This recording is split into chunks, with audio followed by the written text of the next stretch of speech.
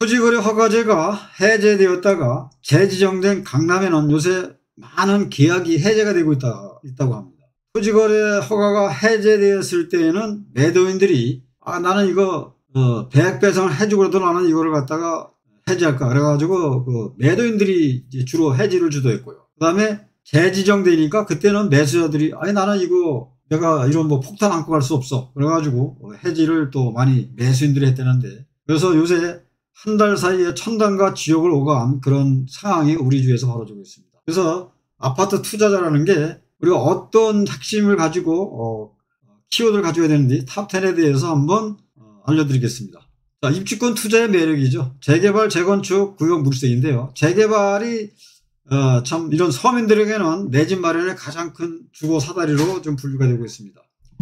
자, 소형 아파트가 됐든 또 뭐 단독이 됐든 내 형편에 맞게 구입해서 그 물건을 되팔아서 우리가 이제 이 수익을 얻는 게 아닌 그런 구조죠. 그런 반면에 재건축은 어떻습니까? 재건축은 이 재개발과 달리 이 투자되는 금액이 큽니다. 또 토지와 건물이 같이 붙어 있어야 돼요. 그래서 이런 재개발과 재건축의 유망지역의 사전조사를 필수로 해서 또 잘 또 지켜보셔야 됩니다. 또 입주권 매입 타이밍이죠. 분양가 대비 시세 확인도 우리가 볼 수가 있습니다. 자, 입주권이라는 거는 조합 설립이 나고 그 다음에 사업 시행인가 관리 처분이 떨어지면 그때는 집이 있던 없던 입주권으로 권리로 분정이 됩니다. 그래서 이후에 산 사람들은 승계조합원, 이전에 산 사람은 이제 이 조합원이 되는데요. 승계조합원과 조합원에 따라서 취득세라든가 또 양도세도 또 달라지고 주택 취득 시기도 또 달라지게 됩니다. 또 마찬가지죠. 재건축은 또 조합 설립이 나게 되면 투기과열지구에서는 조합은 명의변경이 되지는 않습니다. 10년 보유, 5년 이상 실거주 뭐 이런 조건이 붙기 때문에 투기과열지구에서는 또 그런 면도 자세히 잘 보셔야 되고요.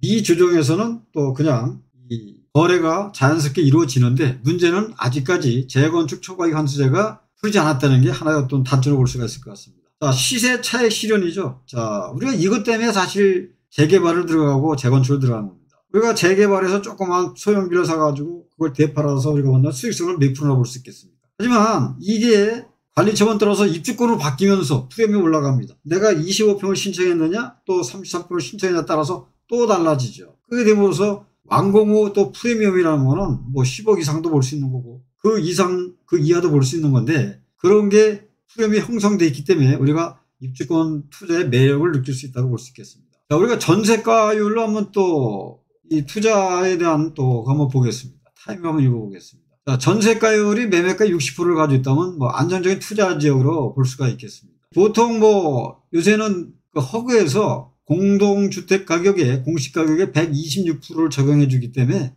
뭐 한 60% 정도 된다 그러면 안정적인 걸 볼 수가 있고요. 또 70% 된다 그러면 전세가율이 뭐 또 관방세를 또 지켜봐야 되겠죠. 그런 면에서 우리가 또 하락이냐 상승이냐에 또는 그런 타이밍을 또 유년대 기준을 또 줘야 될 겁니다. 자, 90%가 넘어섰다. 그럼 이거는 사실 뭐 위험신호를 보셔야죠. 뭐 한마디로 얘기해서 전세가 그만큼 높은 만큼 또 물론 뭐 그 건물에 대해서 또 이게 신축이라든가 어떤 그런 것도 있겠지만 그래도 투자 타이밍으로 봐서는 또 조금 적신호가 나오지 않느냐 이렇게 또 우리가 볼 수 있을 것 같습니다. 자, 갭 투자 유망지역 찾기죠. 자, 소액 자본 활용하는 거죠. 작은 초기 자본으로 투자 가능한 것. 즉 어디겠습니까?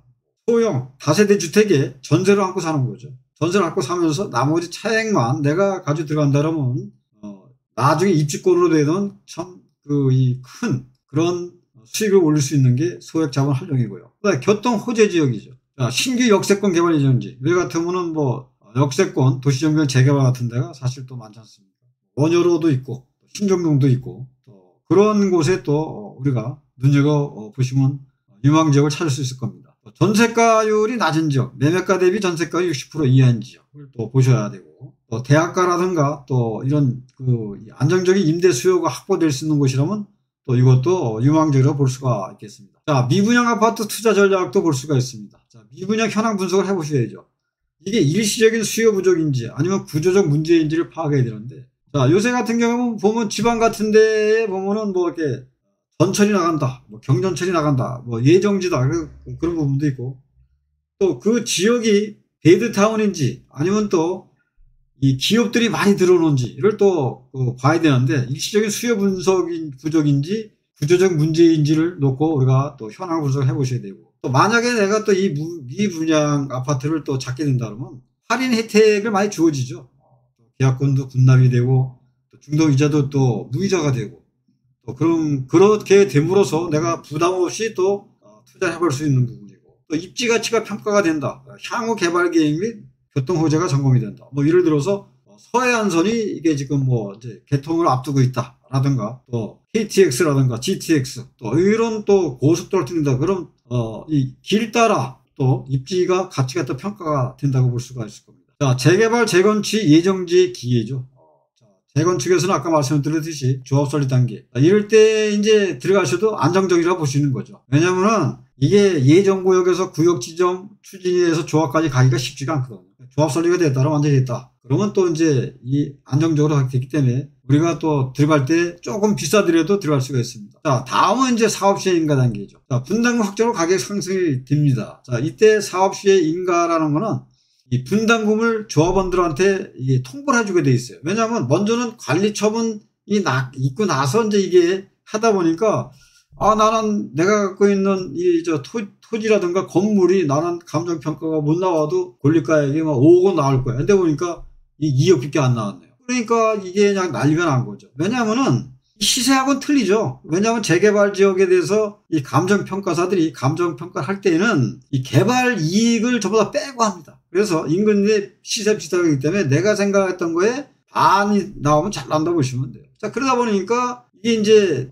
계약을 하니 안 하니 이제 그런 게 되어버리니까 아예 그러면은 관리처분 전에 이게 그 조합원들에게 알려줘라 라고 해서 이제 이게 사업시행가 단계에서 분담금이 확장돼서 이제 그때부터 이제 가격이 올라간다고 보면 되죠. 자, 그 다음에 관리처분이지 않습니까? 이게 최초 관리처분일이 기준으로 해서 주택이냐 권리냐로 바뀌게 됩니다. 그래서 이 입주할 적에 이 양도세를 매길 적에 내가 이 주택을 샀으면 그때부터 주택을 취득한 거로 보여주는데 관리처분 떨어지고 나서 권리를 하게 되면 그래서 입주해가지고 2년 이상 실거주 해야 될 지역에는 2년 이상 실거주를 해야 되고 보유를 3년 하든 3년 해야 된다 이런 얘기죠. 그래서 관리처분 계획이 인가가 됐다면 이때는 거래가 활발히 나오죠. 이미 모든 게 다 나왔으니까요. 그 다음에 착공 및 준공 단계죠. 뭐 이때가 이제 이 착공해서 여기 이제 뭐 철거가 되고 뭐 그 다음에 포크레인이라든가 중장비가 들어서고 뭐 둥당둥당 먼지가 날리는다면 이때는 프리미엄이 극대화 되는 거니까 이때 팔고 나가셔도 되는데 입주권은 비과세가 없습니다. 그래서 양도세를 물고라도 나 그래도 이렇게 벌었으니까 나 팔 거라고 한다면 팔고 나가면 되는 거죠. 자, 그 다음에 학군존 아파트 투자 가치죠. 명문 학군 프리미엄. 자, 목동 같은 경우에는 저쪽에 오목교역 앞에 그 모근중이 있습니다. 거기에 그 동양 파라곤 오피스텔이죠. 거기 또 뭐 트라페리스라든가 하이페리온이 있는데 거기는 가격이 떨어질 수가 없어요. 10월달만 되면 엄마들이 돈 싸들고 오는 곳이고 또 동양 파라곤이 또 오피스텔이니까 대출 90% 하지 않고 삽니다. 전세가 없으면. 그러니까 이런 명문 학군 프리미엄에는 뭐 아파트나 오피스텔에도 들어가게 되면 큰 수요는 손에 안 보는 지역이다 보겠습니다. 그 다음에 이제 또 30대, 40대 실수요층 확보가 되는 거죠. 자녀 교육을 위한 뭐 신혼부부들이 이제 선호하는 지역이고 불황에도 안정적 가치를 가질 수 있다는 얘기죠. 시장 침체 기회에도 방어력이 높습니다. 또 매매 회전율을 높고 공실기간도 짧습니다. 이번 같은 경우에도 보면은 거기 세입자가 살고 있어요. 근데 이제 나는 계약갱신해서 나도 2년 더 살 거야. 왜냐하면 세입자도 아이들 공부를 시키기 위해서 거기 들어갔는데 주인이 2년 됐으니까 나가라면 나가겠습니까? 다 그 젊은 층들이 아이들 교육시키기 위해서 나온 건데 그러면 거기다 손해배상금 받아가지고 나와서 또 다시 또 들어가는 또 이런 게 또 돌고 돌죠. 그래서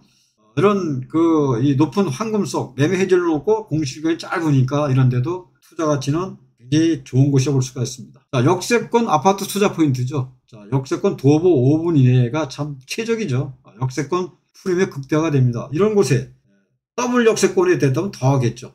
이 역세권이 되면 상권이 발달이 되고 또 생활 편의시설이 또 접근성이 좋습니다. 이것도 하나의 또 이 플러스 알파가 되죠. 근데 환승역이라면 더 또 올라갈 수가 있겠죠. 유동인구 증가로 가치가 상승된다고 보시면 되겠습니다. 자, 소형 아파트 투자 전략도 우리가 또 눈여겨봐야 됩니다. 왜냐하면 뭐 집 넓고 땅 넓은 거 싫어하는 사람이 있습니까? 하지만 또 내가 또 거기 맞춰야 되니까. 그렇다 그러면은 20, 30평대를 집중해서 실수요자 선호 면적이라든가 매매 회전이 높은 거, 아까 뭐 학군이라든가 교통이라든가 이런 곳으로 한다면 소형 평수도 투자 전략의 하나로 볼 수 있고, 또 1, 2인 가구 타겟팅, 요새는 또 결혼이 또 늦어지든가 아니면 또 이 1인 가구가 또 많지 않습니까? 그래서 임대 수요가 안정적인 거, 그 다음에 역세권의 소형 또 우대, 직장인 수요가 많죠. 교통편에서도 좋고, 나는 뭐 이렇게 넓게 사는 것보다도 나 교통편한 게 좋아 라고 하는 또 젊은 세대가 또 이게 바뀌죠. 세대라는 거는 이게 진짜 바로바로 다 바뀐다고 볼 수가 있습니다. 자, 저는 신정 뉴타운에서 재개발을 한 20년간 갈고 닦고 지금도 소형 초기 개발지를 발굴해서 또 투자를 시켜드리고 있습니다.